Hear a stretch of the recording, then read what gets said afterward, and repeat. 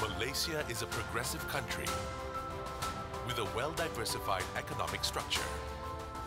These are attributable to her sound formulation and implementation of economic and financial policies. Statistics have contributed significantly to building the foundation for a better tomorrow. Malaysia is honored to be your next host for the World Statistics Congress of the International Statistical Institute. This 5-day Congress will see a convergence of over 2,500 delegates from more than 130 countries. The Congress will be held at the Kuala Lumpur Convention Center, strategically located in the Kuala Lumpur City Center, and at Sasana Kijang, Bank Negara Malaysia. It will be a fantastic opportunity to network, exchange ideas, and to draw strength and expertise from each other.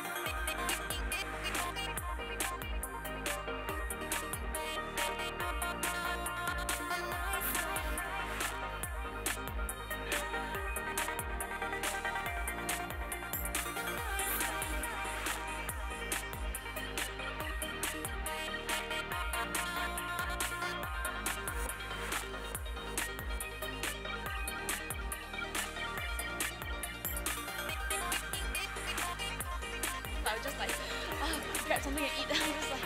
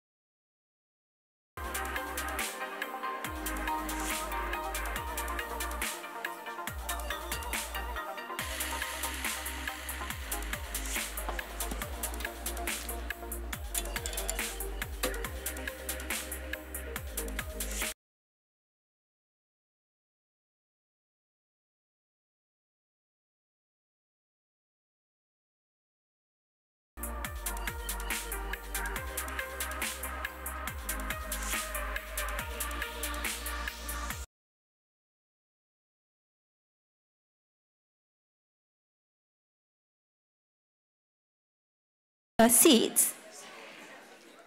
Kindly switch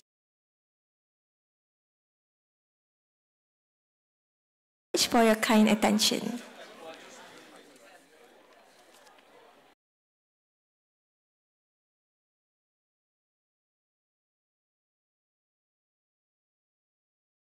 A conflict of minds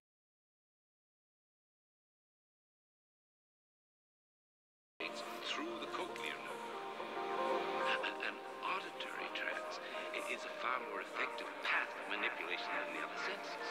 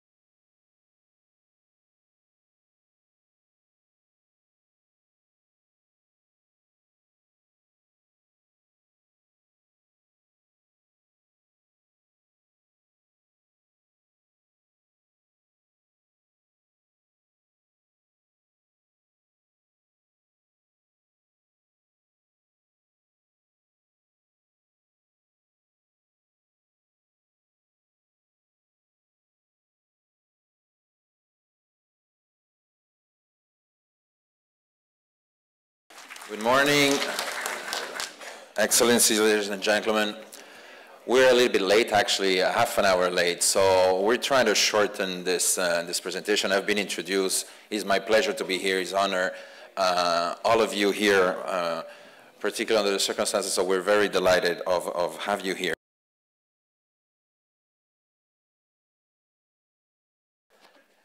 Today we're going to be showcasing some background information basically on the region.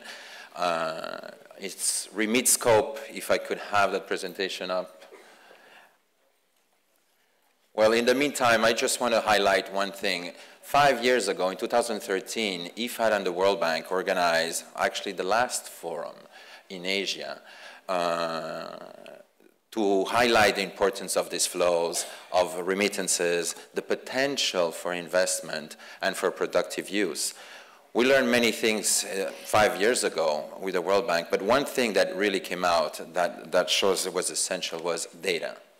Having the right data to bring the importance to the table was crucial. More than that, the analysis of this data was particularly important. We needed to understand what we were looking, we needed to digest that and bring it forward. And last but not least, get that information to the right people. It's very nice to have all the data that we want, but if the right people that can make something out of it don't have it, it is a problem. So we came a long way in trying to do that and in trying to stimulate impact. And this is why we provide, as a response from IFAD, at least from our side, the publication and the portal remit scope, as you can see in your screens. If we can, whoops. Remit scope, which we'll be introducing two parts. I'm just doing really an introduction, but I'm going to leave the floor later on for to my colleague Leon to showcase some more of the findings, has basically a very simple objective of bringing together the goals of remittance families and strategies of the private sector to underserved markets. That's the overall objective of this publication. It covers, of course, regional, sub-regional, and country-level data and market analysis. So we want to get from a bird's eye perspective to the more in-country and hopefully in the future more beyond country level, but regional or community-level information. The key areas: remittances and migration, of course, markets, regulatory environment, and of particular interest to us, inclusive financial services. Something that can address the importance that, as I say, I will say in a brief moment, for remittances families. So it is a web portal. It is live today. You will find the profiles. All the members, all the countries in Asia are covered, as well as regions and sub-regions analysis. We will ask, of course, stakeholders to participate in this effort in order to make this a tool that is also useful and of particular use, I would say, for the private sector, but also for regulators. So trying to sum up this tool or this web portal, I can only think of one word, of opportunity. Opportunity, of course, for the private sector in terms of identifying market gaps that exist, comparing prices, for instance, but also an opportunity for regulators. There is an arcade of best practices that exist out there. We're hosted today by many of those best practices, as Bank Negara will demonstrate during this forum and share with us. But I think this is type of information that should be shared also and inspire other areas of the region. We will address Asia. We will talk more about the markets. I would like to provide you the snapshot of what the flows to the region have been in 2018, $265.56 billion in remittances. That corresponds to 53% of the global flows, by those 5 regions in the continent, 30 countries receive more than 100 million. 17 countries have remittances corresponding to 3% of the GDP. This is very important, this is very impressive, and of course remit scopes cover that. But the real challenge is to showcase the opportunity of $200. $200 for the private sector, how to get the money there cheap, safe, and how to leverage its potential. Any finance person will understand when you're trying to leverage this is how can we make more than $200 out of $200, and that's the whole point. For regulators is to facilitate, because this is multiplied by 2 million transactions, and that's really the challenge at us. For IFAD, our particular interest, including in remit scope, is how can we promote financial inclusion $200 at a time, one family at a time. And we have included some of the best practices and policies towards financial inclusion in remit scope, and again, we hope that everybody will be able to contribute. So without further ado and taking any more time, I would like to give the floor to my colleague, Leon Isaac, expert in this field for a long time and contributor of the report. Leon, you have the floor. Thank you very much, Pedro. Yes, good morning. It's still morning. I have to start with an apology. I was always told never start your presentation with an apology. But I apologise to all of those of you who thought this was going to be before the coffee break and left early to get a coffee. You don't escape me that easily. So, having said that, it's actually been a pleasure to work on this project and to launch the portal, which actually if you come to some of the stands after the event, you'll be able to get demonstrations to see its full potential, because it's quite difficult to show it here. So what I'm going to do in a very short period of time is try and give you a sort of flavour for some of the key themes that have come out from investigating this region, and to give you something that you can start understanding the potential here. I think most of you know it already, but to give you a different angle. I think one of the key things, as Pedro already mentioned and some of the other speakers, is that Asia-Pacific is a massive region, is the biggest received region in the world, and it's also, due to its breadth and diversity, has some of the examples of best practices in pretty much every area, whether it's financial inclusion, pricing, government initiatives, fintech, and so on, which is great. The key challenge for us, I think, is how do we put them all together to create the right recipe for really delivering the optimum remittances market for the remitters and their families. And so what we're going to do is just now cover some of the high-level thoughts. So the first thing is, I think you all know roughly, well, you should know, Asia and the Pacific is 50 countries. It is a massive region in itself, and I think that's one of the challenges. We talk about a region, but actually, as Pedro's slide said, we've broken it down into 5 sub-regions, and I think that's the key thing with remittances always. We talk about a massive market with massive numbers. We know it's millions and millions of individual transactions. It's the world's largest receive region. 7 of the 10 largest receiving countries in the world are based in this region, including the top 3, as you know, India, China, and the Philippines. Equally importantly, 4 of the top 5 most remittance-reliant countries in the world are also in this region, including the top 3 for that as well, the Kyrgyz Republic, Tonga, and Tajikistan.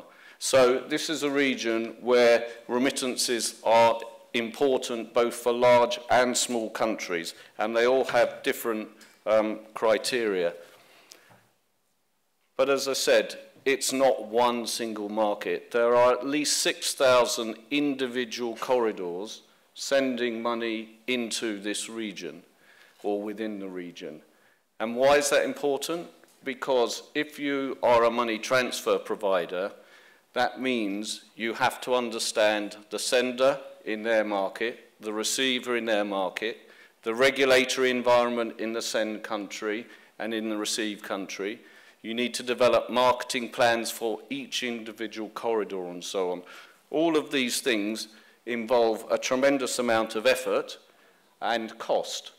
And if you're dealing in a marketplace where there are differences in regulatory environments, for instance, between country A, country B, and country C, you have to develop a solution for each one. And that just makes it more complex. So there was appeal by Alfred before the break for harmonization. And I think just the fact of the number of corridors that we have here really demonstrates why that's so important.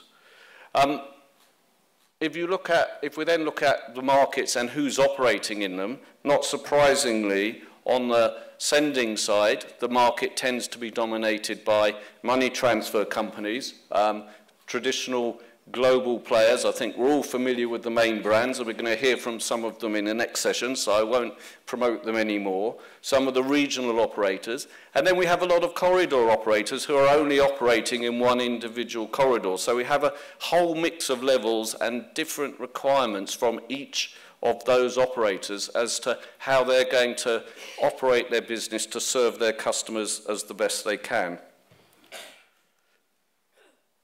These operators are sending money to receive countries where there are over 1 million locations in Asia Pacific alone.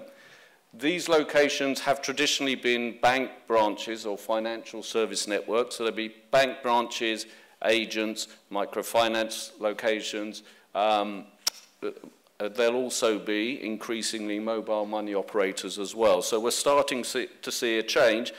And I hope one day in the future we'll get to the point where we don't actually measure the number of outlets because we won't need them because everything will be going digital. But at the moment, it's vitally important. And so it's important to know where they are. And all of this information is contained at quite granular level in RemitScope. So you'll be able to see this at country by country level. These operators are sending over 850 million transactions every year to Asia Pacific, and the costs that are being generated is about $18 billion to this region each year. Now, as we know, cash to cash everywhere is the most dominant form of remittances, and in this part of the world that's no different. In fact, there's more cash used here, it's probably a higher percentage than in some of the other regions out there. But other methods are starting to be seen, particularly account to account, and obviously some of the online and digital players are starting to make their presence felt. So, if we then go a bit lower level, let's talk about pricing. We heard this morning already, I think everybody's familiar with SDG 10.C at the 3% target. I think if you look at this chart here, there's quite a few parallel lines. So the top parallel big dashed line, that is actually the global average, 7.13%, down from around 10% in 2009, but still a long way to go if we're going to get to 3% by 2030. The small dotted line underneath is the average for Asia and the Pacific at 6.86%, so slightly below, but averages don't really tell the whole story. So then if you look at the bars, you can see the sub-regions here, and what's interesting is Central Asia is probably the only region in the world that is actually below the SDG target. Most of their money comes from Russia. There's virtually zero foreign exchange earning and very low fees. So interesting their experience. All of the other regions are well above the 3% target, although slightly down on what they were 3 years ago. But I think we need to look at ways to reduce remittances faster than they've been declining up to now. Now, one of the reasons I think many entities will talk about the problems that they're experiencing is around the regulatory environment. So again, within RemitScope, there's a section on which regulations apply to each market, and then hopefully there's helpful links that will take you straight through to those regulations. So actually, for anybody looking to enter a market, you can get direct access to a lot of that useful information. And regulation covers more than just licensing, although licensing tends to be where most of the focus is. Who's allowed to operate in countries? And if you look at that table on the right, that's a sample of 42 countries that we extracted, and it shows the types of entities that are approved specifically in national regulations to be able to operate remittances. So obviously banks are the highest, but you can see some of the others there, with MNOs being, amongst that group anyway, only about a quarter of the countries in Asia Pacific allow MNOs to operate as remittance providers. So when we're looking at fintech and some solutions, even MNOs, which are some of the most simplest form of fintech, let's call it, are not permitted. So that's one of the challenges that we have. Licensing should also cover consumer protection. In this region, like many others, it's, let's call it embryonic. There needs to be a lot more work that needs to be done there. And then we've got AML, CFT regulations. We've already heard about that quite a lot today, so we need to be cognizant of what is actually said there. Supervision. I think one of the key challenges that many operators have is that it's expensive to set up a business and achieve regulation. There's nothing more frustrating than being regulated and find you're complying with the regulations and others aren't, and there's nothing done to supervise or impose or deal with that. So there is a real plea to make sure we have strong regulation. Taxation, it's not a word I think that anybody apart from a revenue collector enjoys, but I think in the remittances space, it's actually quite a damaging and dangerous trend that is out there at the moment, whether it's in the US, in Bahrain, or many other places. Quite often, people see large flows of money leaving their country and politicians decide that's a good source of revenue. Well, it's not a good source of revenue because all it will do is drive people to go outside of the formal system, and it's not going to achieve any of the aims. So I think we all need to make sure there's a strong, continued strong presence against that. De-risking, I'm not going to say very much, except because we've already talked about that today and there's other streams, except to say, you know, a couple of things on de-risking. One is, in Asia and the Pacific region, that its impact is variable depending on the countries. For the Pacific region, it's absolutely critical, as the World Bank already outlined today. For other regions, it's still very important. If you're receiving money from the Gulf states or other countries where there is de-risking problems, even if it's outside Asia Pacific, it still has a significant influence. And I think the key thing is we're now 6 years on from really the start of de-risking. And we've got to the point where there's an understanding of what the problems are. There are some suggestions about what the solutions might be, but I sense that we're still a long way from actually finding solutions that will work and finding ways to get banks to treat businesses as businesses and not businesses as some overall category where they don't know the specifics. So we really have to work hard on that now that we've got a better understanding. And one of the solutions will probably be fintechs. We don't know exactly what the solution's going to be, and indeed we don't know where we're going to go with fintechs. But one thing we can be pretty sure of is that the fintechs are not going to go away. So I think, you know, it's an area where we could really do with great harmonization between regulators on how to approach this. And I think the example of Malaysia is a great one. So I'm just going to come to a close here on RemitScope and make a plea to all of you, really. RemitScope, just so you know, has really been compiled at this stage by masses of desk-based research, phone calls, market research, and so on. But it's been deliberately designed to get a base of knowledge going. What we really want is for you to help us to help RemitScope grow. And one of the key things to do that is if you can actually check what's there. You'll see there's sections on money transfer companies, so you can provide information on your networks, your partnerships, your new products, your financial inclusion activities. Regulators can help us by providing details on their regulation. Development professionals by details on their financial inclusion initiatives. If you can help us, we can then help you by publicizing this, making it available to all of you to use as a tool to enter new markets and to, exactly as Pedro said, take the opportunity or identify the opportunities, save time and energy yourself, and then the most importantly, that will enable you to help the most important people, the families and the remitters, and to give them the remittance services that they deserve. Thank you.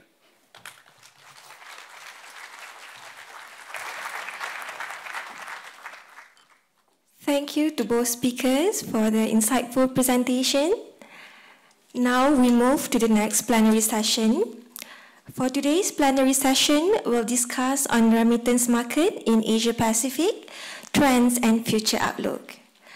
To begin the session, let me introduce the moderator for today, Monsieur Pereira, Senior Remittances System Specialist, World Bank Group.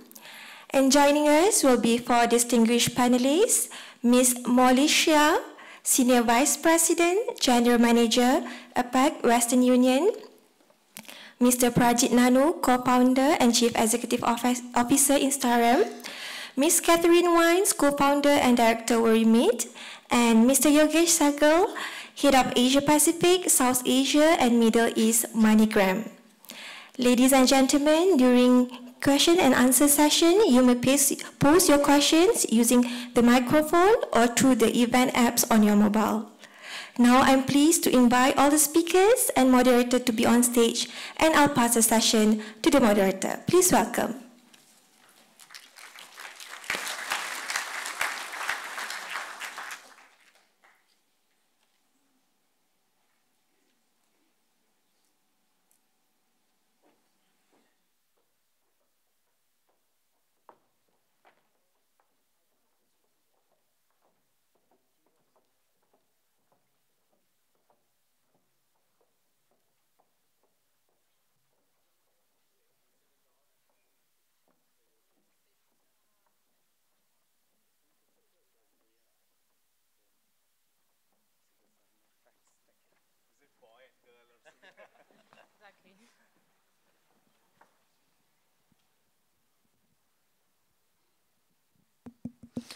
Good morning, ladies and gentlemen. Very pleased to be here today. As most of you will have noticed, I'm not Massimo Cirazino, who was indeed supposed to be here today moderating this panel. We are very different, him and I. I have more hair than him in particular. But we do have some things in common. We both belong to the Payment Systems Development Group at the World Bank, at the Finance Competitiveness and Innovation Global Practice. In fact, Massimo was a global head of the group, and I'm still a member of this group and very honored to be moderating this panel today. I think indeed we have a great panel, very gender balanced, and mostly very representative of how the industry looks like today globally and also in the region. I won't spend much time introducing the topic, and in fact the Remit Scope presentation was a great setting the scene for this panel, because it really showed the importance of the flows. The 50% of worldwide flows are to this region, $256 billion. And 60% of the world migrants. So we know this is an important market, and last time we gathered as a forum to discuss remittances was in the region, was in Bangkok 5 years ago. So a lot has changed in the meantime. I think this panel is all about these changes and also trying to have a forward-looking perspective on how the market will look like in 5 years. So let me briefly introduce the panelists, starting with the ladies, perhaps Molly Shi from Western Union. And well, of course, Western Union needs no introduction. A global player that is there for a very long time. And everybody knows Western Union for sure. But then we also have the challengers, I would say, in this remittances world. We have Catherine Wines from World Remit. And then coming to the boys' side, we have Yogesh on my left-hand side, who is from MoneyGram, another of the incumbents. And then we have Prajit. Prajit is also part of the challengers team and representing Instarem today. So I guess I will start perhaps with a question to Molly about the current and emerging trends in the remittance market globally and in the Asia-Pacific region in particular. Molly, you have the floor. Okay, and it is on. Well, thank you very much. And a quick thank you for just allowing us to participate. What a great forum to have not only the private sector, but the public sector, because this is very important. It's very important for the migrants and for the communities that we all serve in. And then secondly, for allowing me to be here with my disruptors. I think it's great. I've gotten to know my colleagues, some just from last night, some from several meetings ago, but it is really important that we continue to work together to drive the industry, to drive down cost, and to really deliver for the customers what they want and when they need it. So with that, I'm glad I get to talk to the current trends and emerging trends, because it is really exciting. As you know, Western Union is over 165 years old, and we're constantly transforming. I myself have been at Western Union for 23 years, and in those years, I've seen regions like the Asia region going from majority receive market to now majority send market, and that's really exciting. And when I think about the trends, there are three things I really want to point out that I think are important. First, globalization. Globalization is not going to change. As long as goods and services and capital continue to move across borders, so will people in search for jobs and better lives and for providing back home. So globalization trend is not going to continue. I mean, it's going to continue. It's not going to end, even as technologies come into play. So it's really important that as we think about globalization, we think about how we use innovation to really help our consumers and help bridge the gap. And that's what I feel like we do at Western Union. For the last 10 years, over 10 years, we've been delivering online and now mobile, now to mobile wallets, now delivering into bank accounts. But cash is not going to go away. And it's very important that we continue to prove upon the ways that people can send and receive cash, but also help build that bridge. Because look at, we all have smartphones now. We all are interconnected internationally. So it's really important that we help bring people along as technology advances. So I feel like Western Union plays a very key role in that, in helping introduce and make these technologies real to our consumers and help them in their everyday lives. When I think about the building bridges and you think about Asia, one of the things that really sets Asia apart from the rest of the world right now is innovation. I just read a recent stat that there are more fintech startups in the payments industry in Asia than any other region. And I think that's phenomenal. And then when I think about the innovation piece, which was my second, the third really becomes about collaboration and partnership. Because a lot of times it's not going to be Western Union alone, it's not going to be Instarem alone, or the other partners. It's going to be a collaboration, but not only amongst ourselves, but amongst the public policymakers as well. And if I think about where we're doing things really well in the emerging trends, it is that collaboration at the public level, And I think about the sandbox here in Malaysia, which Catherine's been a part of, which is phenomenal. And I think about, I live in Singapore. MAS has been very, very advanced there in what they're doing to push fintech. And then I think about the public side and what Austrac's been doing with the FinTel alliances. All these things are really needed to help drive the industry, not only to drive down costs, but to really continue that innovation that's going to be really important, because at the end of the day, we're all here because of those consumers who are moving cross borders for a better life, but more importantly, to send money back home for their loved ones. And we're here to facilitate that. And we've got to constantly be looking out for improving customer experience and, most importantly, driving down cost. Thank you very much for this very interesting insights. And now perhaps I would turn to the boys team and Yogesh. If I'm not mistaken, when you joined MoneyGram, one of the objectives of the company was to grow its self-service channels. And so I will ask you if, in your opinion, these have indeed become main drivers of the growth of your company, and in general, perhaps essentially, which have been the main drivers of the growth and changes in the remittance landscapes thus far? Yeah, thanks for this. And yeah, thank you to everybody for inviting us before I could answer the question. And it's a great forum, again, adding to what Molly said, regulators, academics, as well as, a lot of our partners are here, so thank you to them. More importantly, I think, thank you for braving the cold. It is a very cold room, so thank you for that.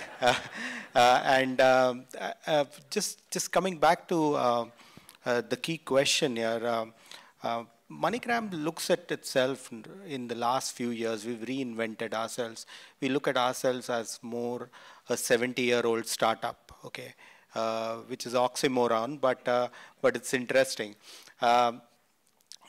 We've got the IP, we've got expertise, we've learned a lot over the years, but we're trying to be nimble, we're trying to be agile, we're trying to kind of think like a lot of our partners are our competitors here who are kind of innovating and moving ahead. And the key driver for that, and I joined from a background of digital payments. I was at PayPal before this. And the key driver for us as we're moving forward is that our consumers are changing. Their journeys are changing. And while, we're still a large cash-to-cash market, but the changes are rapid, and it's not only about digital being a part of the payment kind of journey, but also being a part of the decision-making journey, which is basically digital's ahead. People are looking at various options, and at times they will choose what's easiest for them to do, and what they believe in and trust. So if they trust, if they trust the neighborhood pawn shop and they can go and pick up their money there, they will go and do that. So it's a customer who's changing, and that's driving a lot of the changes that we are doing. So at MoneyGram, therefore, our focus has been how can we be ahead of the change and try and do stuff before, we get completely disrupted. And someone comes and asks, what is your Kodak moment, right?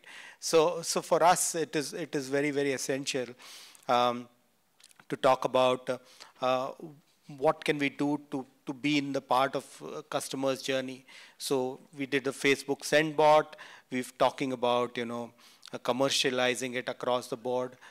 We have our strategic partnership with Ant Financial, and we're looking at a slew of wallets that are coming in. We have a few partners, few of them in the room that we are making announcements with soon. So the idea is to kind of make it easier for the customer to complete that journey. It is essential for the customers, and all of this will kind of lead to reduction of cost. Because right now, we are in a phase where we want to have more regulation, we want to know more and more KYC, AML, we want to kind of do a lot of stuff to ensure that the transaction is safe, even if it's small value. But at the same time, we want to reduce costs. So something has to give. It's not possible to have everything in place, but at the same time, regulators such as the Malaysian regulator, the Singapore regulator have been ahead. The non-face-to-face KYC that the Malaysian regulator is driving is going to drive down cost. I mean, meeting people physically in shops it costs money. It's not going to be easy. Right now, some of our digital channels are even more expensive than our cash-to-cash channels. And that's a shame. We need to kind of figure out a way to make that more efficient and pass on the benefits to the customer. So that's kind of my thought process around it. And that's what I had to say. Thanks. Thank you very much. Now I'm turning to Catherine. World Remit is a fairly recent company, but has gained quite some market share since its beginning. And in your experience, I would like to ask you, after this 4 or 5 years or so, what are the main obstacles in terms of regulations in the countries you are operating in, which have been addressed or that you are still facing today? And how can regulators be more accommodative and supportive to facilitate further developments in the market?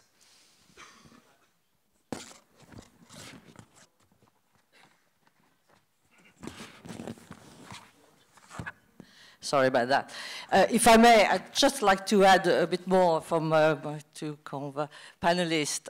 If I could maybe ask a question from the audience, and rather than say who has a mobile or a smartphone, maybe ask who has not got a mobile or smartphone. Can I see? Yes, there's no hand coming up. And I think that's really a point about trends, is this. This thing has changed the world. As far as I'm concerned, this is a revolution. I've seen it in Africa, and I've seen it in other places, and I think this is what's going to change remittances, and certainly is showing. Yes, cash-to-cash is still prevalent. Over 90% of the remittances are still in cash, but that's going to change very quickly. Most people now have got a mobile or a smartphone, both on the send and also on the receive side. More than 1 billion people who don't have a bank account have got a mobile. The GSMS stats shows that there's 690 million mobile accounts in the world, and just 25% increase from 2016 to 17. And in fact, the Asia-Pacific region is the one showing the highest growth.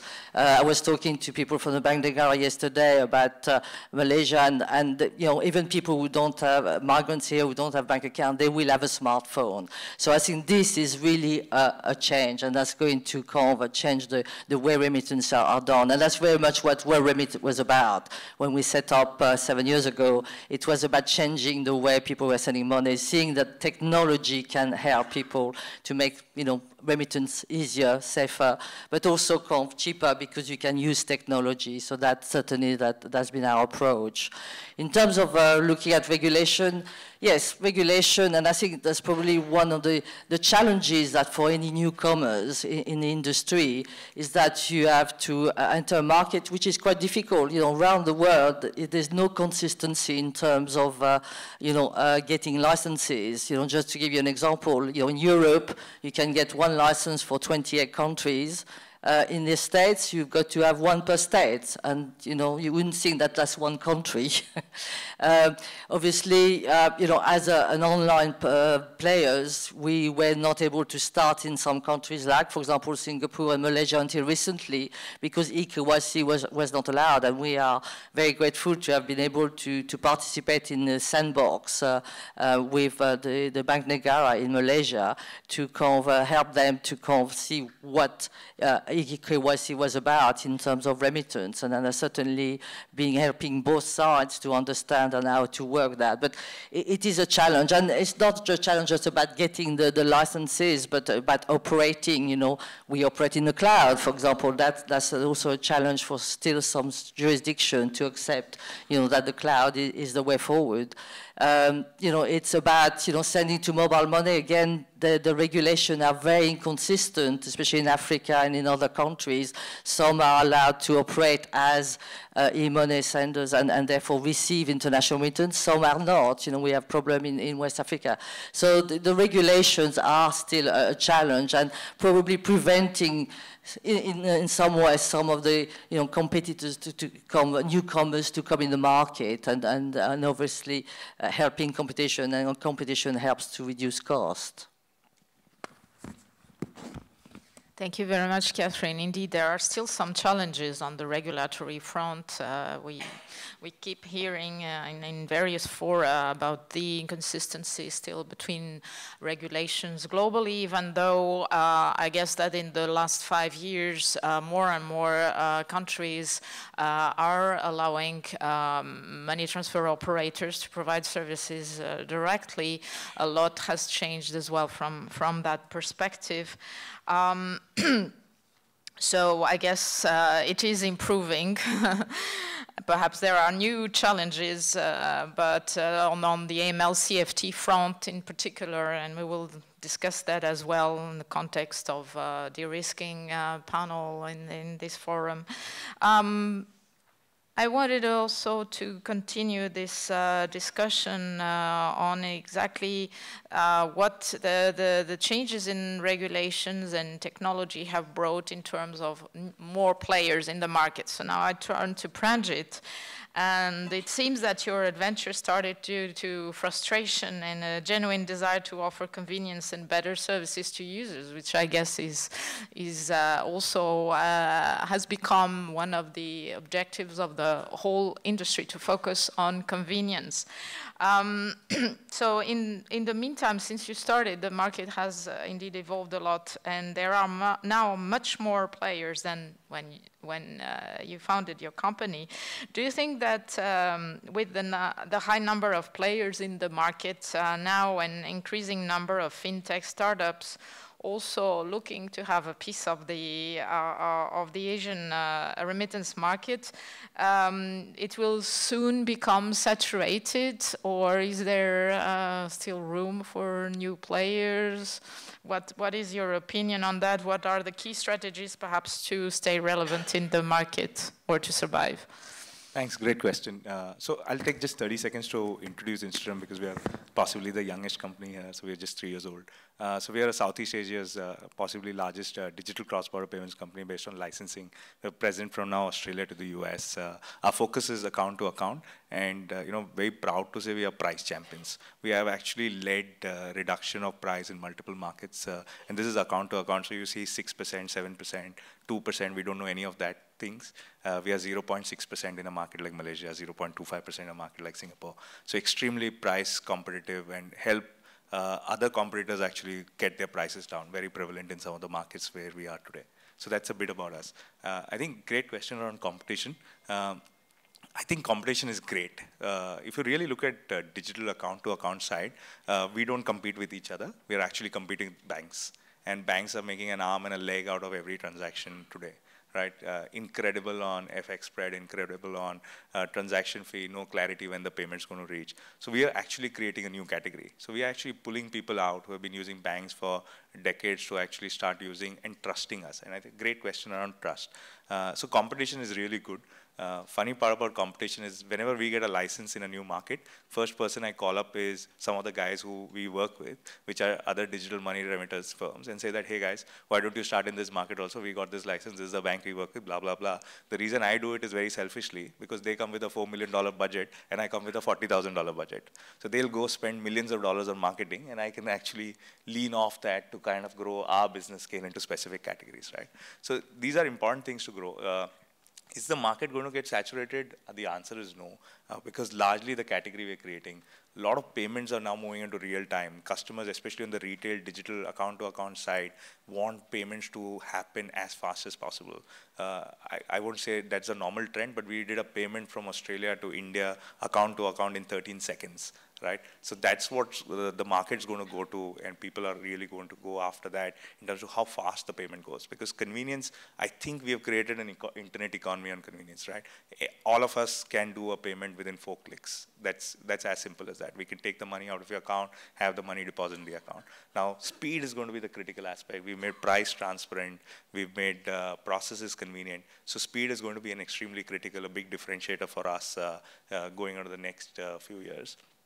Coming into an interesting category, instead of competing and fighting with us, what Instagram has seen is banks now want to work with us. So instead of really fighting with us and saying that, hey, we want a part of market share, we see banks wanting to latch onto our rails, which have now been built, and using our pipes now to deliver a real-time payment. So I think that's a great insight. And the market's becoming more and more exciting in terms of competition. So DBS Bank, which is one of the largest banks in the region, they actually launched in Singapore a platform for remittance for non-bank customers. So that would probably be one of the first in this region specifically, that a bank is actually now moving out of their comfort zone, which is a bank customer to non-bank customer. So there's no saturation going to happen.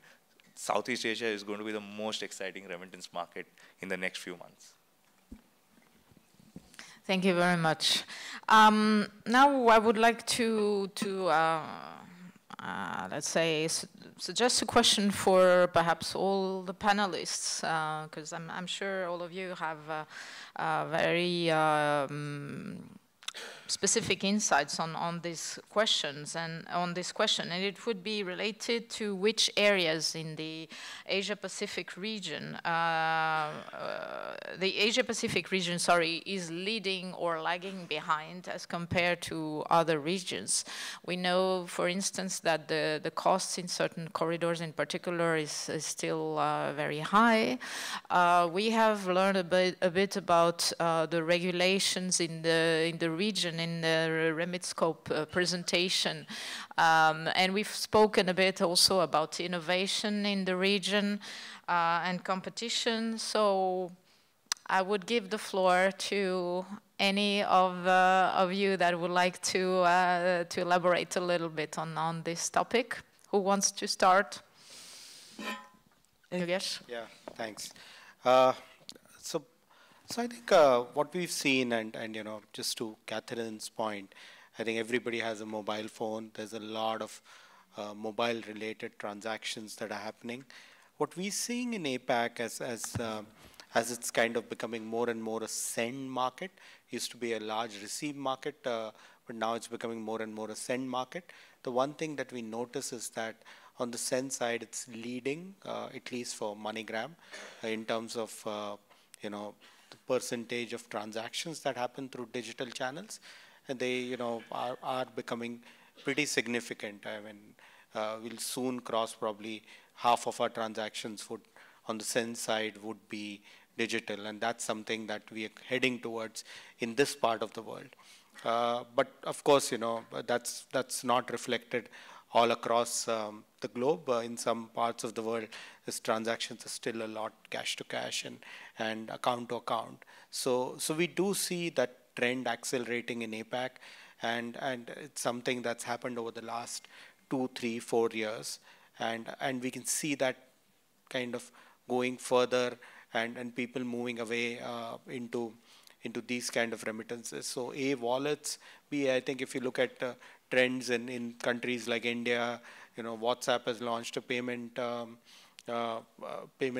tool, and it's, WeChat always had one, but you know, they've not done something cross-border recently, talking about doing it. So there's a lot that the traditional fintech kind of disruptors are looking at in terms of driving stuff, and a lot of those experiments, you know, are all about APAC, and that's where I think the lead is. So I strongly believe that we will drive it. At times, you know, being an American company, we have to actually educate people on how fast this is moving. So it's not simple at all. So I think, but in the spirit of being an entrepreneurial company, we're driving and pushing the envelope, and we are learning from competitors and partners such as the ones on the panel. Thanks. Yeah, if I can just add something. I think, going back to mobile money, because obviously that's something I'm very close to. I think there's also a change in, for as far as Asia Pacific, there's going to be a big change in terms of the flow, because, I understand the World Bank statistics that in Asia, by 2030, over 60% of the population will be over 65, and therefore that means there's going to be a lot of migration coming to this region. But also the migration also involved, and in a lot of the continent, if we look in Africa, it's by young people. And I think, they are the tech people. They call it the one who can't have a mobile and expect things to be immediate and using a mobile. So I think that's also another driver to this, I think, the scaling up of mobile money. Also, I think, we had from Miss Cope and also the keynote speak about, the $200. I would challenge that, because I think this is changing. We certainly see that in our business. When you send to mobile money, we found that the pattern has changed. People are sending smaller amount to more people. And certainly, for a subject which is dear to my heart about financial inclusion of women, there's still a lot of research to be done, but there's certainly, we can see that there's some evidence, and certainly we talked to a lot of our customer and anecdotal experience of talking to our customer that, women benefit from that because they sometimes receive for the first time money themselves rather than being sent to maybe the head of family, and be able to have, on the mobile, be able to be financially included for the first time. This one again. I'd just like to add to that, especially the financial inclusion piece. If we don't concern ourselves with the ecosystem around these payments as well, it's great that we're innovative and disrupting and driving. We're ahead with mobile wallets. We're all talking about having money transfers, remittances on social media, WeChat, Viber, Facebook, all those things. But if there's nowhere for them to use that money, if it lands on a wallet, but that wallet has no other use case, it's not going to go anywhere. So it's really important that the entire ecosystem be well evolved to really make this where it's going to really make a change for financial inclusion. So I think those are the things that I'd like to see it really advance, is let's get to where you can actually use that money for something like they've done with M-Pesa in Africa. And that's when we're really going to be able to touch millions and millions of people. I'm going to address a small elephant in the room, which is regulatory, right? Especially in this region. I think if you really look at it, this region has over a period of time struggled to be in par with what's happening in Europe, especially on open banking or on those aspects kind of things, right? So if you really look at this region, we've got BNM who's made excellent progress on eKYC, right, which is a very critical aspect. MAS has gone pro eKYC. HKMA actually made a fantastic rule last year where they got rid of us requiring an address proof, especially if you're going to cater to a migrant who is a construction worker or a helper. She doesn't have an address proof, so there is no way we can have an address proof there. So they actually got rid of that process completely. So I think a lot of work which needs to be done in this region is regulatory, right? For us to be successful, we need to have open, clear channels, a clear process laid out to getting an application through to become a licensed entity in that region. A lot of markets today, we cannot set up and get a license, right? There are restrictions on overseas companies, there are restrictions on, who you can hire, what can you do, etc. And I think that's what's delaying, the rise of Asia Pacific, especially as a market. So, one of my hope or expectation is, the bigger regulators like in this region, Bank Negara, MAS, get together and push the other regulators in the same direction which they have taken and the value they have seen of having digital operators like us being in a market. So I think next 3 to 4 years, it's very key that today, if you really look at it, we are all talking, like, for example, Thailand to Myanmar is a great corridor which is appearing right now. But it is unfortunate that a lot of transactions, if you really look at it, is all done by Hawala, or it's all done through the gray market completely. Not many digital operators operate over there. So it's a great opportunity for somebody like, four of us to have a setup over there and kind of build our business out to look at a digital side of it. So I think a lot of these markets, Indonesia again is a great market where we're talking about. So I think payment system evolution, mobile money, all of this is fantastic. But to crack this region, we need regulators who have taken the stand and seen the value to push other regulators to kind of see the value and kind of help us move faster in the region. So I'm sure 2 or 3 of my license applications are going to cancel after this, but I think I should put this out there. Thank you. So we've heard a lot about the challenges in terms of the regulatory frameworks, the objectives of financial inclusion, the potential of new technologies, etc., etc.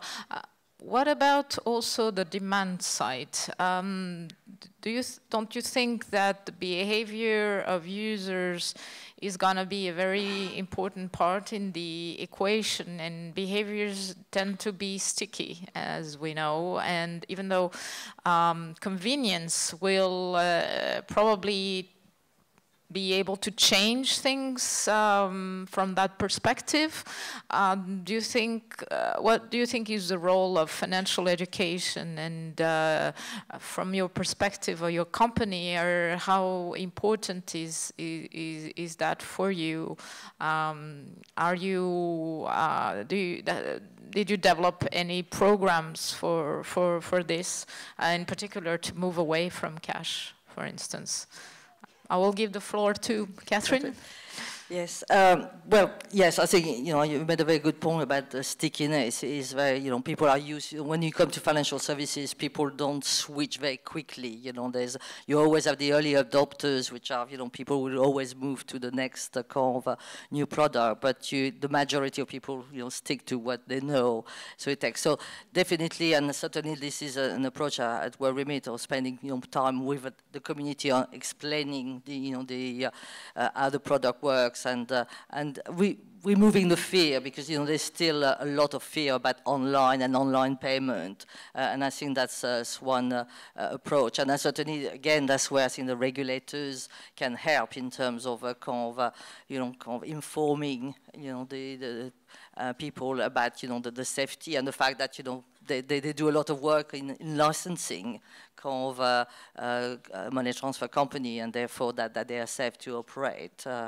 So I think at the same time there's a lot of change, because people, as I said earlier, people have a smartphone, and so they are the next step to kind of getting, there's still in this region quite a lot of migrants who don't have bank account, compared to Europe and US, we more or less have everybody has got a bank account. So I think, but these are changing as well. There's a lot of changes. Like, for example, if you look at UAE and Saudi, we are looking to introduce, for people not be paid in cash, and I understand Malaysia is also moving that way. So there's new products like, payroll card to help people, receive their salary in a digital way, and therefore that's the next step towards for them to be able to use digital services to book their flight with AirAsia, but also to do their remittances.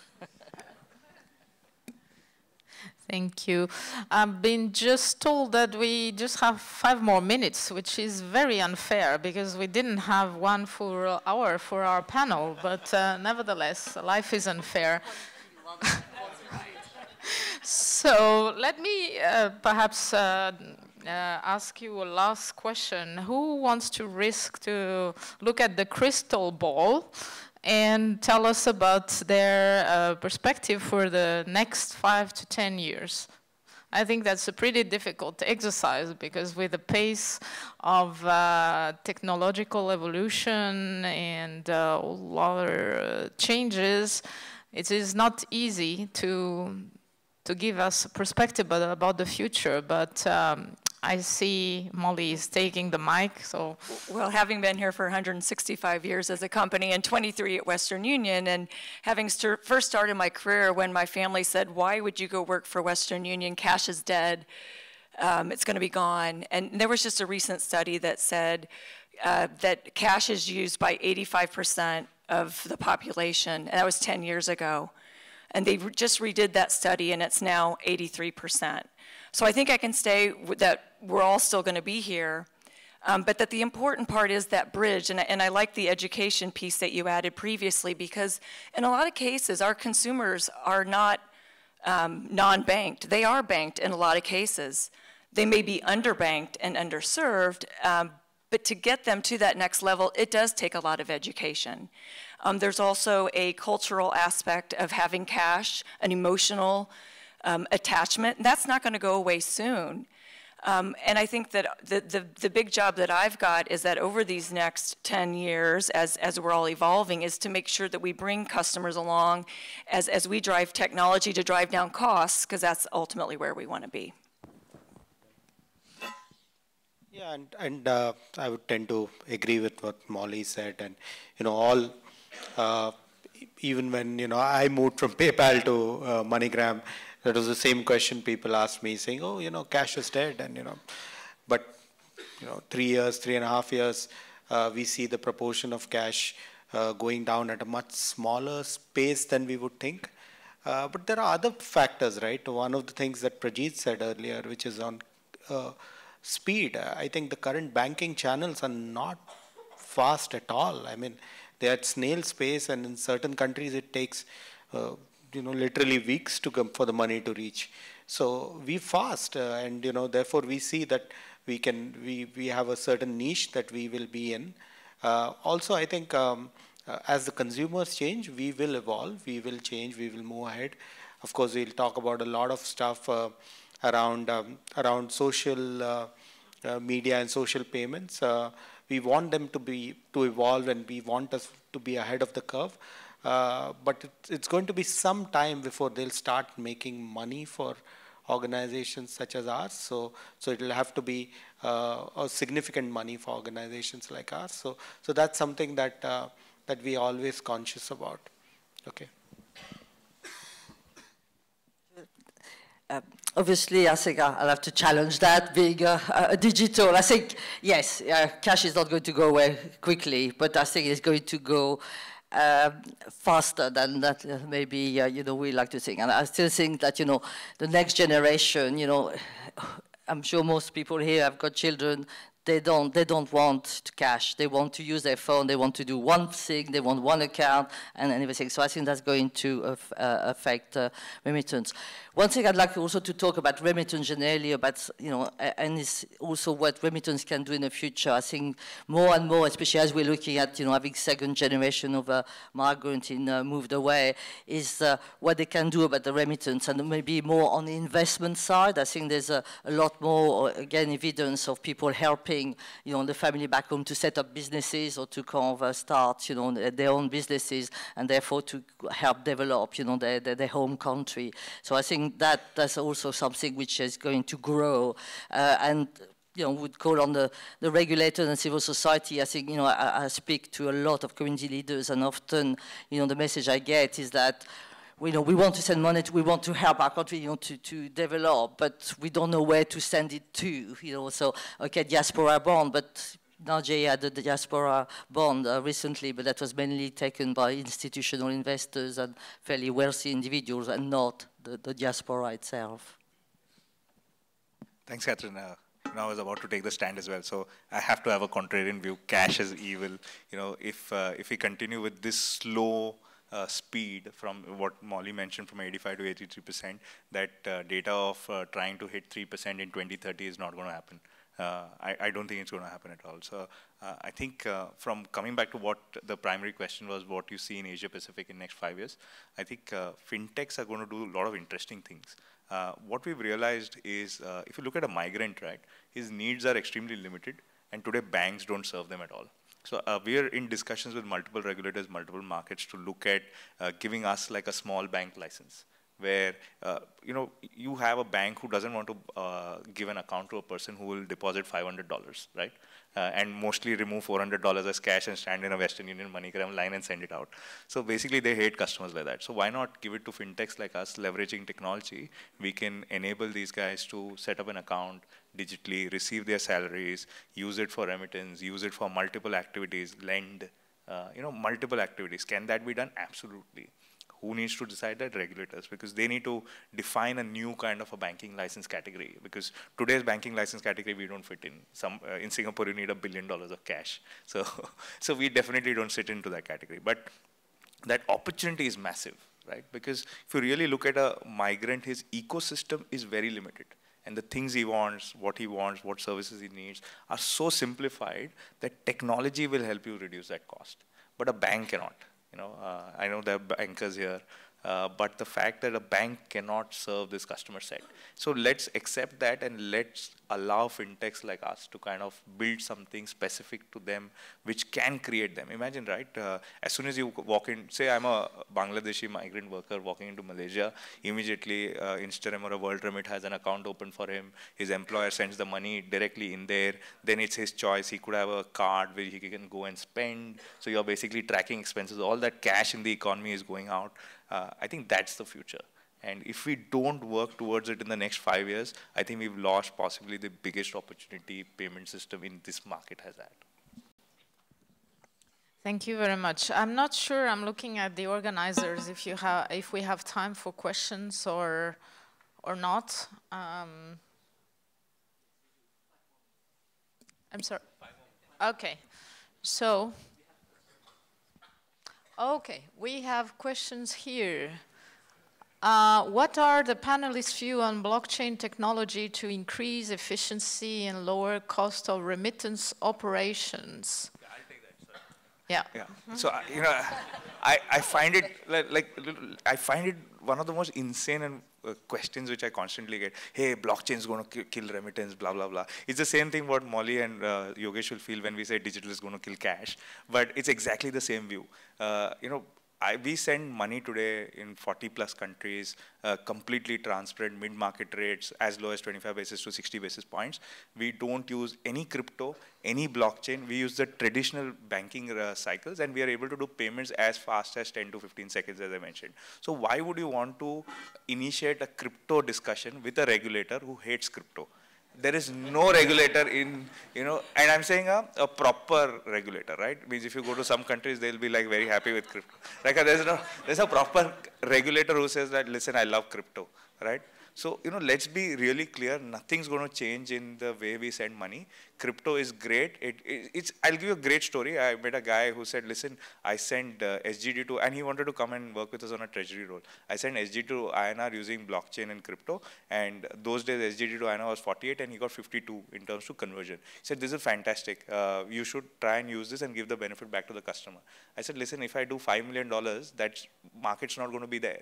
Right? As soon as the liquidity is not there in a crypto kind of thing. So you can do small transactional pieces, but can you really do 5 million, say 5 million for me? For these guys, they'll say, I need $100 million to put in there, right? Is that going to really work? The answer is no. So, don't listen to, it's like amazing words, amazing, I get invited for talking in crypto events. I said, I don't do anything crypto, right? So, I think the cost of remittances can be reduced with the existing banking system. You just need to add layers of technology, enable people like us to play in it, which is most critical. Because if there are laws around, high capital requirement, etc., we'll definitely not be able to play in that space. But you don't need blockchain, you don't need crypto, and this is my personal view. Okay, I like to challenge, So I think, yeah, I think we need. Yeah. But no. I think we need to separate crypto and blockchain. And I think the blockchain technology, I think, has a future in terms of, the banking system, the SWIFT system and all that is kind of, so old-fashioned. It needs to change. And I think blockchain has probably a place to kind of help, the banking sector to be a lot more efficient. Because at the end of the day, as a money transfer company, I've got to send money around the world. We all have to send money around the world quickly. And one of the problem is, is our working capital is high because we have to send money. It takes 2 or 3 days to get there. And so I think blockchain potentially has still a long way to be there because I think, as you said, some regulators don't accept it or it is very, and at the end of the day, you still need a bank account and some countries are not ready for it. So just to say that I think blockchain needs to be looked at. Yeah, and I would tend to agree with Catherine on this one. Yeah, of course, there's a lot of scope use blockchain in specific parts of the value chain. I wouldn't say that, the entire, right now there's a lot of things there which is very warm and fuzzy. I mean, everybody talks about it as if they're experts on it, but in reality, implementations and the way they have been done and way they kind of interact with our current systems or existing systems of large banks and banking partners. Quite a few of my partners have kind of done stuff around this, and we've announced a partnership with Ripple. We kind of looking at doing stuff with them, but it is very, very specific. So if you have a specific use case, a specific part of the ecosystem that you want to change, probably it's good to kind of do a lot of testing around blockchain right now. There is some efficiency there. Of course, crypto I wouldn't comment on. Thanks. Thanks a lot. I think we are coming to the end of this session because, well, I don't want to stand between you and your lunch. Well, I hope that when we meet next time, we will have different challenges to discuss, and we will not, let's say, talk about how the cash is still very predominant. By the time we will probably have a very different picture. Thank you very much to all of you. I think the discussion was pretty interesting and stimulating, and I look forward to the next panels and discussions this afternoon. Wish you a very good lunch. Thank you.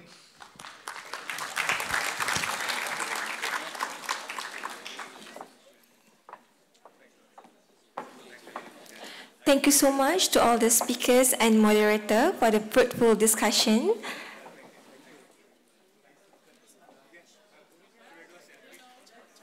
Ladies and gentlemen, let us proceed to the next plenary session.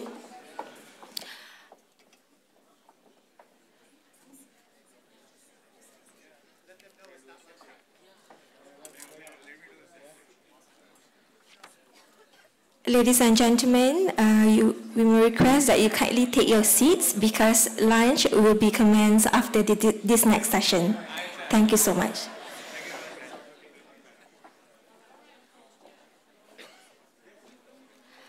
Ladies and gentlemen, let us move to the next plenary session.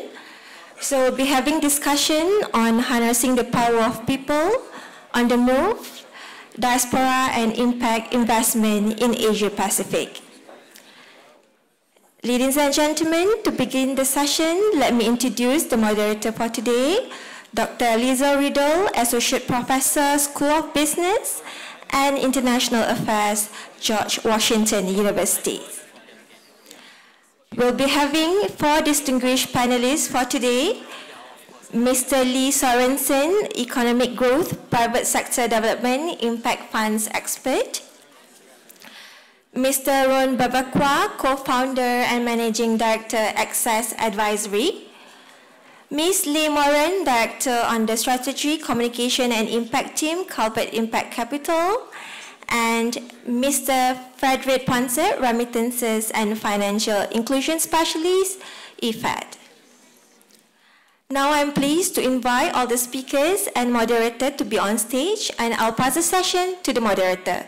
Please welcome.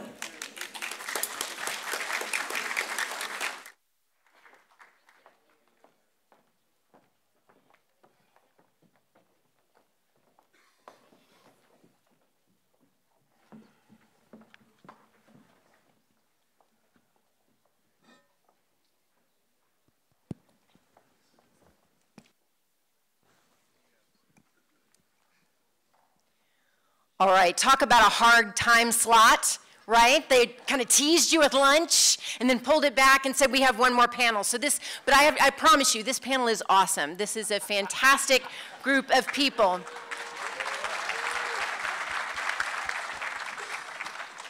I want to thank the conference organizers also for, if they're going to put us in this time slot, they gave us a great title. Did you see the title? It's Harnessing the Power of the People on the Move. diaspora and impact investment. I think with all of the negative framings that so many of us are familiar with of migration and diaspora in general, it's quite refreshing to, I think, have a conversation about positive directions that we can take the conversation. Of course, remittances are crucial aspects of migration and diaspora financial contributions to their countries of origin. But diasporans, as we heard on the last panel, can actually contribute economically in their countries of origin in lots of different ways.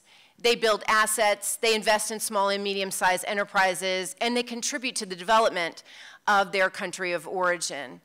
Research shows that diasporans invest in their countries of origin for reasons not just to make a profit, but also for non-pecuniary reasons as well. And so I think it becomes really interesting to have a conversation, therefore, about how do you really put together the best product portfolios to meet diaspora investment needs. And so we have a fantastic panel, I think, here to talk about these issues with us. I'm going to introduce them in terms of the order that we'll hear from them today. Our first speaker will be Frédéric Ponson, who is a remittance and financial inclusion specialist at IFAD. Ron Bevacqua, who is the co-founder and managing director of Access Advisory. Lee Sorensen, an economic growth and private sector development specialist. And Lee Moran, the Director for Strategy, Communications, and Impact at Calvert Impact Capital. Frédéric, if we could actually begin with you first. Give us sort of an overview, kind of a survey of the very diverse landscape of the different products that are out there, the financial models that are out there, to encourage diasporans to invest in their countries of origin. Thank you. First, I would like to mention that through our survey at IFAD, we have indeed assessed this philanthropic and both philanthropic and financial interest of the diaspora when they invest. This is a characteristic that is very specific to diaspora groups that deserve to be underscored. And I think this is also something that can interest the private sector, or at least those private players that are interested to propose some investment vehicles that are at the frontier between social impact and, let's say, financial return. So this is a very important feature of diaspora investment. So now, if we talk about, look at the supply side, we have mainly 4 models that are prevalent in terms of diaspora investment. If we talk about financial investment, we are not talking about entrepreneurship, which is a different pattern of investment, which is, I think, very promising, very challenging, that deserve to be supported by donors, because in many circumstances, migrants are conveying innovation, are investing in sectors or in value chain that are not necessarily considered as profitable as by conventional investors. So that deserve interest for donors, for governments, because that can help to reduce inequalities, territorial inequalities, economic inequalities. So, but if we look at the investment vehicles that are available in the market, we have mainly 4, let's say, models. The first one is a diaspora bond. So we have an example with India in Asia. So recently we have Nigeria that have issued a diaspora bond of $300 million. So I think that gives a size of the money that can be brought from the diaspora, these diaspora bonds. It was distributed mainly in the US to diaspora members and non-diaspora members. So the main advantage, I think, to be distributed in the US was, or let's say, the key ingredient that allows to be distributed to retail investor was the fact that it was registered by the Security Exchanges Commission, And this is, I think, one key ingredient of the success of this bond. Another type of, another model is, let's say, venture capital investment funds, especially impact investment funds. So these vehicles that invest in SMEs, in rural areas, or in agricultural value chain. And this is this kind of vehicles we are looking at IFAD, because our mandate is to improve rural population life.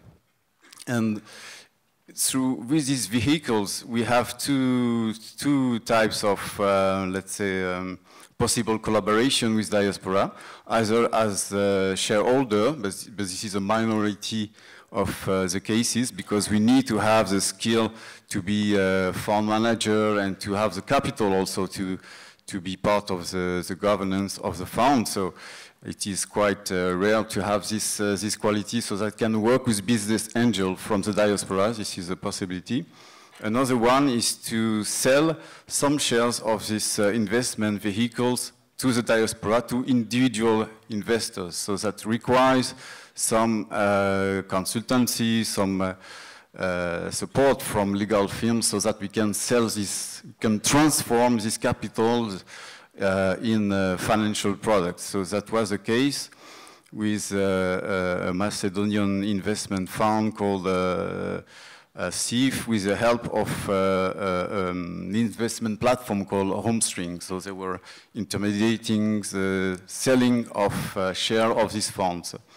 Another example is with a French venture capital, which is called Investisseurs et Partenaires, which is partnering with a diaspora organization to also sell a share of the capital. So the third type of model is the crowdfunding platform that allows to intermediate, let's say, diaspora saving to invest or to finance smaller businesses. We have an example at IFAD. We are working with a crowdfunding platform called Babylon, which is linking diaspora, the Malian diaspora in France, and young entrepreneurs in rural areas in Mali that are supported by an IFAD project. So this is an interesting pilot project we are supporting, and that allows for even, let's say, non-wealthy diaspora member to also finance someone in the village with such an amount, such a small amount as 40 euros. So this is not only for the wealthiest segment of the diaspora. This is quite interesting. And the last model is, I would call hybrid models. We have developed at IFAD is working with the Somalian diaspora so that they can invest, co-invest in SMEs in rural areas in Somalia. So through, let's say, a matching grant mechanism, so that allow to leverage financing from the diaspora. So we have raised twice the amount of the matching grant to reach close to $1.5 million in investment in SMEs in Somalia. And with this kind of hybrid models, we've been working in the Philippines with an NGO called Atika, which was working as a broker between the diaspora in different countries and an agri-based cooperative to buy preferred shares. So they were intermediating the buying of these shares by the diaspora. Thank you for that, that overview. Now, Ron, let's take this down to the actual regional level and look at the Asia-Pacific region. Can you talk a little bit about some examples and adaptations in these types of models for this region in particular? Sure thing. Thank you. Access has been working with the support of IFAD since 2010 to enable migrants to transfer money and save it and invest it back at home. We've just completed a 3-year program with Filipino and Nepali migrants on that. I should say, though, that our target here was not the kind of diaspora who has moved permanently, relocated permanently to the US or to Europe. We're mostly dealing with people who are workers who will return home. We do find a desire to invest. That's the first thing. There is demand. The first priorities usually are to pay off loans, and not just the migration loan. Often people coming from rural areas are paying off loans for their farms and businesses too. After that, taking care of the children. The first investment, the children's education is next, and then the first investment after that is usually in housing. Okay? And that has an impact on the local economy, and it has an impact on the family. But when we really talk about a productive investment, it's further down the line. It's a lower priority. They have higher things to deal with. And I bring this up because when you talk to the migrants that we speak to about investing, it rarely in their mind means a financial investment. It means investing in a business, their own, ideally, or in someone else's to earn money. They've had so few people offer them a financial investment to begin with that it's not in their mind, or when they have, quite often there's a bit of a scam involved. And we've spoken to so many migrants who have been investing in something and found that they lost their money. So there is demand, but I should say that at least in terms of the subsector that we speak to, most of that is the idea of investing in a business, either that they run or their family runs or someone else. I bring the family in as it's very important. When it comes to the migrants, there are certain things that are needed, but the migrants have all kinds of demands placed on them. And so if you really want to encourage investing over the long term, I think you have to address those other things, which means reaching out to the family members too. They need savings, they need protection, and they also want to invest in business, and that burden tends to fall on the migrant, making it more difficult for them to save money and invest. Of course, when we talk about product adaptations, typically when we talk about products at all, we have three areas. The features, terms, and conditions, that's the things like the interest rate and all the requirements, how it's delivered, and then the marketing and communication that goes along with it. So obviously, when we talk about the terms and conditions, the key thing for migrants is that they're unable to make large investments. They have to be able to save and build up their capital slowly in whatever investment. Parking their money long-term is difficult. It's very challenging to get people to do that. So that's why I always try to link, long-term investments with access to either flexible savings or emergency loans to cover cash flow shortfalls so that they're not driven to withdraw their savings. Delivery is very important as well. You're dealing with people who live in a foreign country who are very hard to reach. Migrants work 6 days a week. They have 1 day off, and most of that time is spent relaxing and maybe dealing with some personal things. So to get them to change their behavior is very, very difficult. Ideally, what you want is the ability for them to be able to remit into an account, not a cash transaction. And that becomes extremely difficult because you're dealing with multiple organizations along a chain. Whatever the remittance receiving agent is, the transferring operation, and then finally, of course, how it ends up into whatever account that exists. It tends to mean multiple pieces. And putting those pieces together is an adaptation that can be challenging. Cash transactions, it's much less likely that money is going to end up in a savings or an investment account. When you do these things, you also need to think about balance inquiry and other communication, right? Someone is sending money from say, Malaysia to Nepal. They want to know that money's there. Right? They want to know when it arrives. They want to be able to access their accounts. And this, it seems obvious. I mean, this is sort of internet banking, but not all institutions that are trying to develop these kinds of products and services have that communication system in place. And then finally, in terms of product adaptations, marketing is important. You know, how many times have you seen savings-led or investment-led programs where people open accounts, make a couple of deposits or investments, and then stop? It's very, very common. And the reason is that savings are nothing like loans. Loans, there's infinite demand for loans. And repayment is an obligation and necessary to get the next one. So there is an incentive to repay. Saving is a voluntary activity. Investing is a voluntary activity. And when, all the day is done and you've worked and you've received your money and you've gone out with your friends and your parents, your family members have asked you for money, what's left over is often quite limited. So you need to have, in our mind, a constant, repetitive, iterative approach to reminding people that they have a savings plan and they need to save it. And this is where we embed product promotion and financial education together to get people to develop savings plan, create in their minds a reason for saving. That's really important.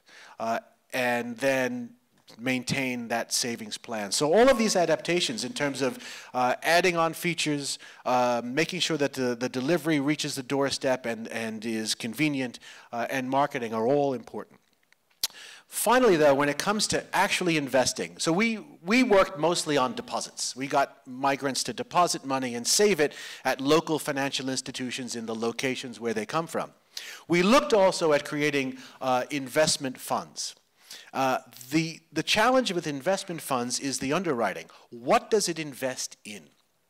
You can choose, for example, stocks and bonds. That's possible. It's volatile. There's risk there. But also, it's not something that migrants, to some migrants might think, investing in the stock market is sophisticated. There's some interest there. But it doesn't really link their money to the local economy in the way that they want. If you try to create a unit investment trust, a mutual fund, something like that under normal laws in countries like the Philippines or Nepal, you will find, first of all, that you need a lot of people involved by law. That will add expense and therefore reduce your margin. But most importantly, these kinds of funds are required by law to mark to market every day. That is, you have to show the value of this thing. And you can't do that with things that are not listed on the stock market or the bond market. So for us, traditional investment funds were difficult to create, to link migrants and their remittances to local development. Instead, what we did, sorry, I've lost my place there. Because it was, the option instead is to create a fund with people that go out and look for investments. They'll go to rural areas and look for MSMEs to invest in, and that also is very expensive. In our case, we were very lucky to find a great partner in Nepal, Citizens Investment Trust. They are a government-controlled corporation that acts as a pension fund manager and a fund manager for government employees and private sector workers, but also for entrepreneurs. They were willing to create a fund where migrants could send that money in, and that money is being used to invest in rural projects like hydropower. But absent that kind of player, in the case of the Philippines, we work with NATCO, the National Confederation of Cooperatives. They are not allowed to take money directly from individuals, from retail. So the money was going to their member cooperatives and then put back up into NATCO to manage through their network. So there are ways around the regulatory requirements. But ultimately, for us, what we found was the most effective and fastest way to create an investment product for migrants was the deposit funds at local financial institutions that then intermediated into farms and enterprises in their local area. That worked for us the best. Even so, one last point I'd like to make is that, again, most people, if they're investing to save money to use later on, not so much as a financial investment. And when we met these migrants, what we found is that they have this desire to invest in a business, but they don't really know what to do exactly, what business to invest in, what business to create. So I think the other adaptation that's really important here is not only guiding people in creating systems so that they can create a pool of money, but giving them guidance to use that money in the future. Thank you. Thanks, Ron. Those really good comments. I think really talking about how the actual supply of these products really needs to meet the unique demands of this market.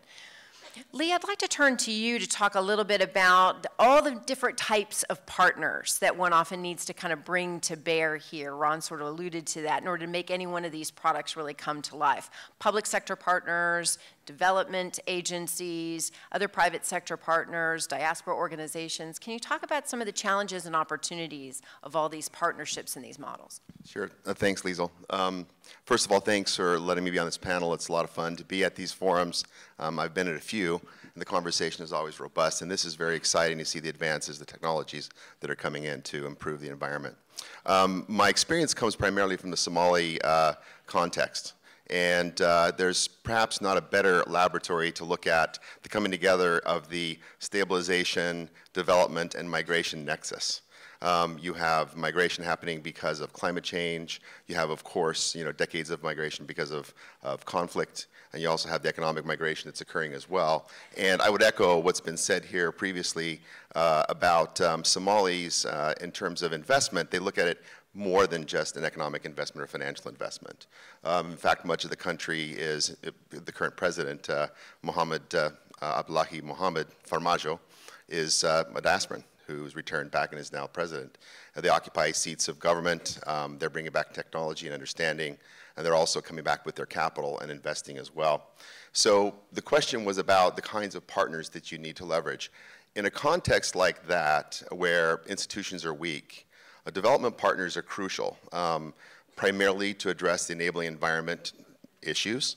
The World Bank group, IFC, has been very instrumental in fostering the public-private dialogue to bring, of course, about conversations around protections for investment, protections for returnees, those sorts of things, and also to create standards and encourage technical expertise.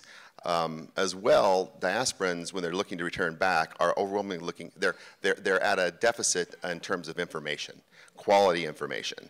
Data doesn't exist in a context like that, and so they can be very easily exploited. A lot of times they'll put money into investments that are with family members or clan members or others that aren't necessarily good business propositions. And so information is very, very critical. The exciting thing in the Somali context is diaspora have been giving back and wish to give back and are giving back and investing across the board. They're investing in renewable energy. I've done a fair amount of work in renewable energy investments. They're coming back with technologies, off-grid solutions. They're investing in health, nutrition, value chain investments throughout agriculture. In fact, what Frederic referenced earlier on, the IFAD-backed Somali, the Agri-Food Fund, was a fund that we had managed through an initiative that I used to direct a couple years ago called Shirako, which actually we put together a neutral brokerage to basically create deal flow and in Somalia. Let's see. What else was I going to bring up? Some of the challenges. Well, I brought that up. So the biggest challenges really are lack of formality, being able to get money in. There are major issues. Everyone knows that when you get into the de-risking situation, how it affected the Somalis in terms of so much threat of touching something live in Somalia. But with 23 to 25% of their GDP coming from remittances, you can't mess with that. I mean, it just comes in under a different way, So that was a big deal. So I'm losing my train of thought of where I was. Anyway, some of the challenges really are on the formal flows, addressing the enabling environment, information and protections. And the development partners, we worked very much with CEDA, the Swedes, on developing a credit guarantee scheme for local lending to provide security and assurances, through which then diasporans would come back and match and invest alongside as well. So anyway, very important. Thank you, Lee. Now turn to the other Lee on the panel. Lee, Calvert Impact Investment or Calvert Impact Capital has some really interesting, I think, case examples to share with all of us. I think that brings a lot of these themes together. Can you share a little bit about what your experience has been building these products and marketing them? Yeah, sure. Thank you, Liesl. And now I really am the last thing between you guys and lunch, so I'll go quite quickly here. As Liesl said, Calvert Impact Capital, we are a nonprofit investment firm. We raise money, and we exist really to invest to make the world more equitable and sustainable. We raise money from both individual and institutional investors. We take that money, we pool it, and we invest it globally in things that have an intentional and measurable social and environmental return, as well as a financial return. We invest debt, and we invest into intermediaries and funds. And we're investing in sectors like, in the US, affordable housing, CDFIs, small business, internationally in things like access to finance, access to clean energy, sustainable agriculture. And we're really investing in private markets, and we're investing in these funds and intermediaries that are really either overlooked or underserved by traditional capital markets. And the unique thing really about what we do is really how we raise our capital. So we primarily raise our capital through the sale of a fixed income security called the Community Investment Note. And the unique thing about this security is its reach. So you can purchase a Community Investment Note with as little as $20 online. For a minimum of $1,000, you or your financial advisor can purchase and hold a community investment note in your brokerage account. You can also purchase it directly through Calvert Impact Capital. So we have a real range of investors and an ability to tap a really diverse range of investors and to tap into capital markets. We have individuals with $20, we have institutions with $20 million.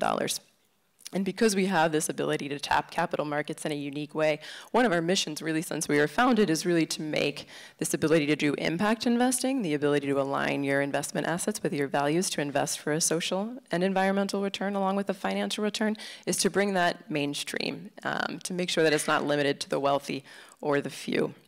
And so it was really this desire to diversify our investor base that led us to experimenting with diaspora investing. And what we did was we didn't create a new product, we didn't create a new fund. We leveraged our existing infrastructure and product to do some targeted marketing to specific diaspora communities. And where we ended up focusing was on India and on Latin America broadly. And this is really where we had two things: substantial amount of portfolio that we could feature to diaspora members, and a corresponding diaspora in the US that was large enough, that was wired into the financial system, that was interested in investing. Our product can only be sold to people with a US tax ID and a US bank account, so that is one feature of it. And so I'm actually going to focus on the work that we did with Latino communities, and really to, I think, echo what a lot of people have said here, how important it is to really understand your audience.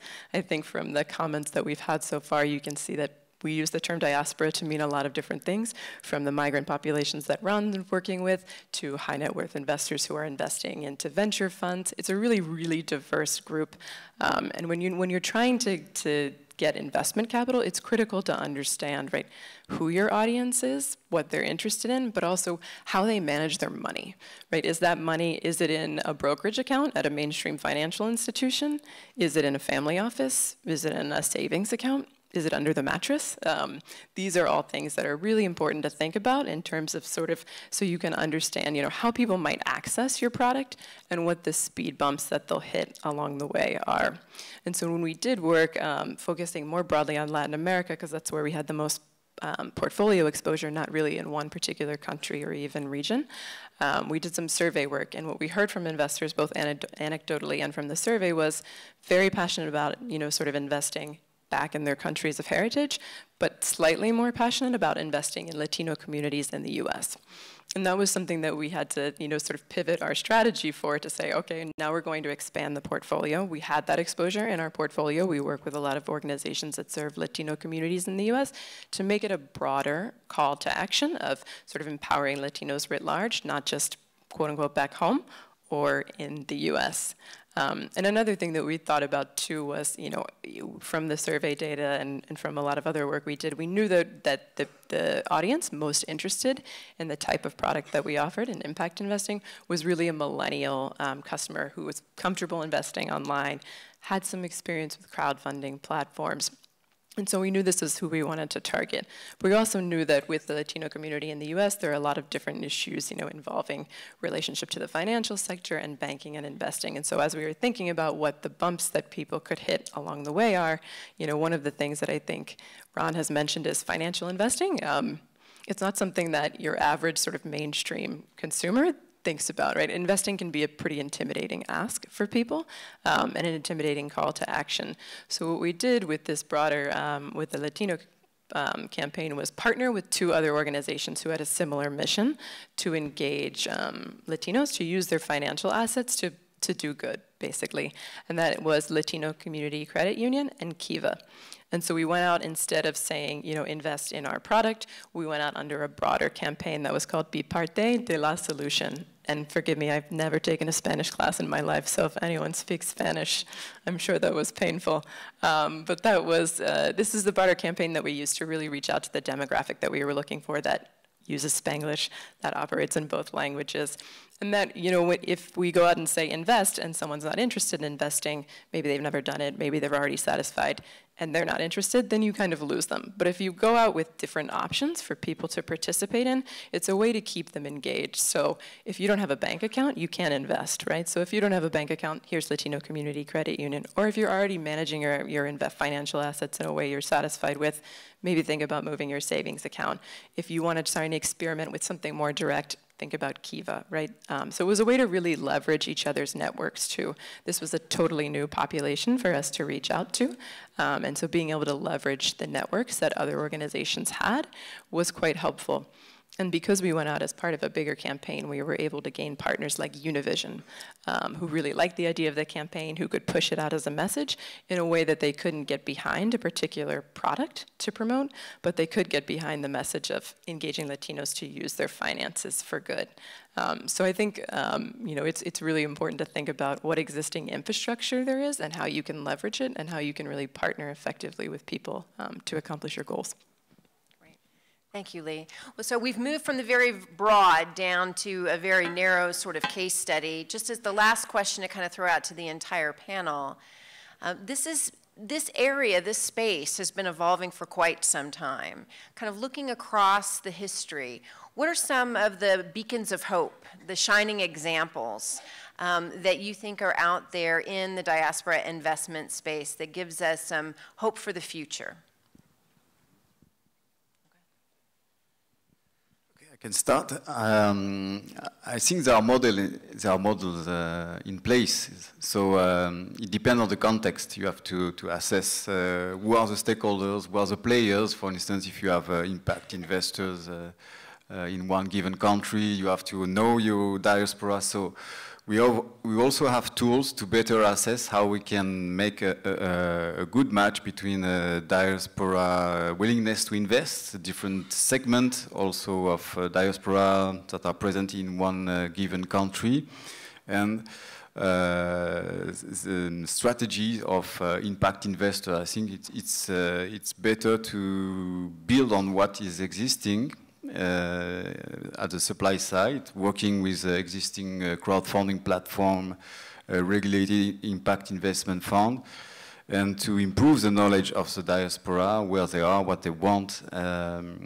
If we talk about diaspora investment, I think it's like Ron has pointed out, I think it's important also to understand the need of the families, and there's a lot of savings and there are some investment need that has to be covered. So I think the knowledge is increasing. We need more. We need to better understand what people need and to segment the different category of diaspora and of remittance families at the receiving end, and make a good combination of what is existing.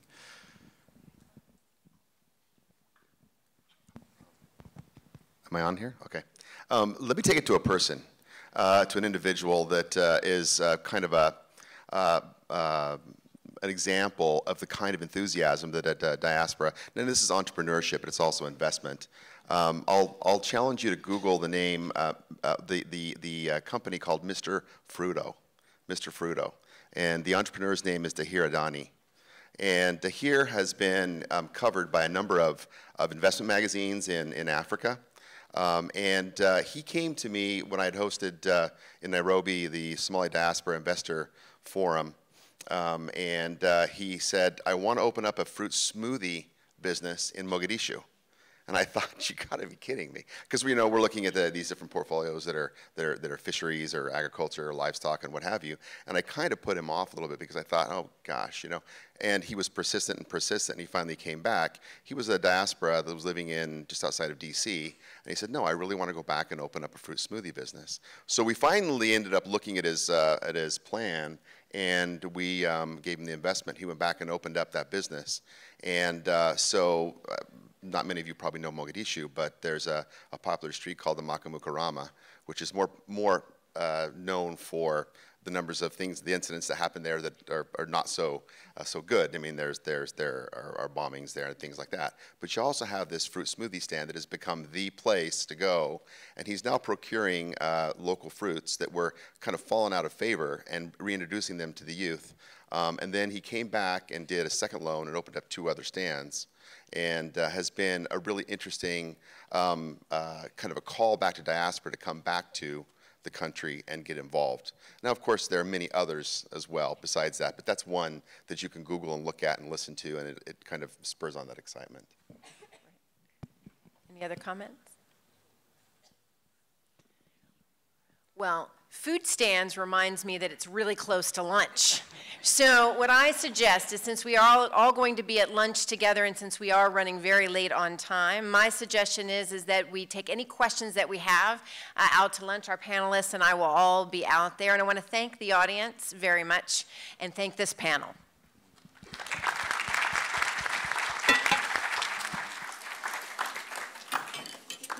Ladies and gentlemen, thank you very much for your participation in this session, and I am pleased to invite all of you for a lunch located at the KMC foyer on the ground floor. Lunch break will be until 2:30 p.m. After lunch, we'll be having a backup sessions which will take place at this auditorium, Conference Hall 1 on the ground floor, and Forum on level 1. Should you need any further assistance, kindly approach any of our secretariats. Thank you. We also kindly would like to remind you to vote for this afternoon's Ramtech Awards via the link in the email sent to you. The voting closes at 3 p.m. And for the participants who have not registered this morning, please do so by visiting our registration counter at the ground floor. We thank you once again for your presence and hope that you enjoy your lunch. Thank you very much.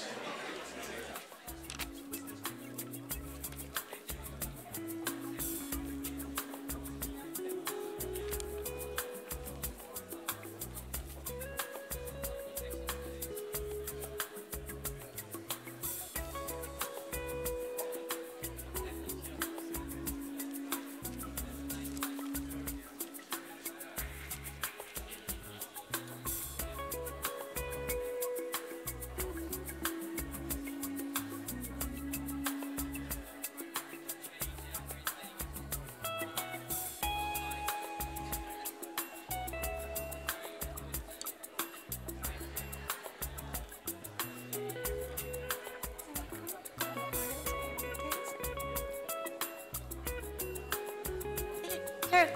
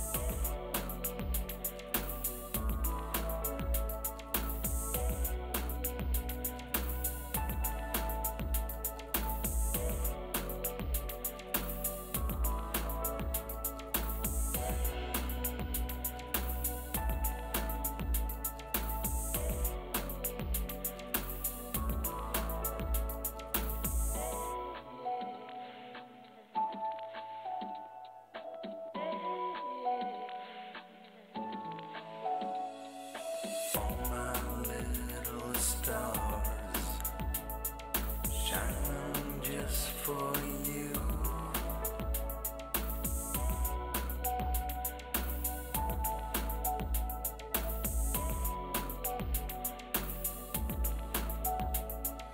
Watching down on you, breaking all the rules. One day soon you'll see, from my point of view. Why do we always have to figure it out? The past, the present, and the future all at once. And I don't know the reason why we fight. And I don't know the reason why we lie. And I don't know the reason why we hide our faces. I don't know your rules. You don't know my rules.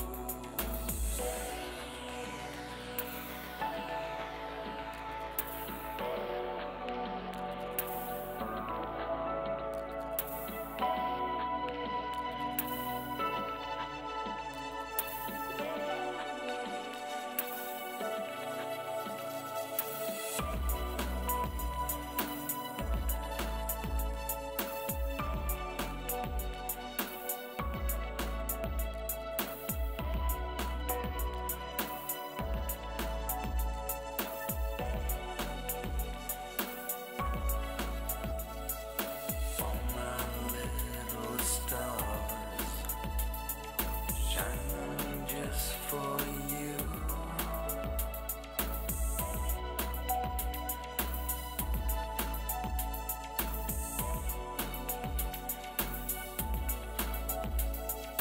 All my little stars shining just for you.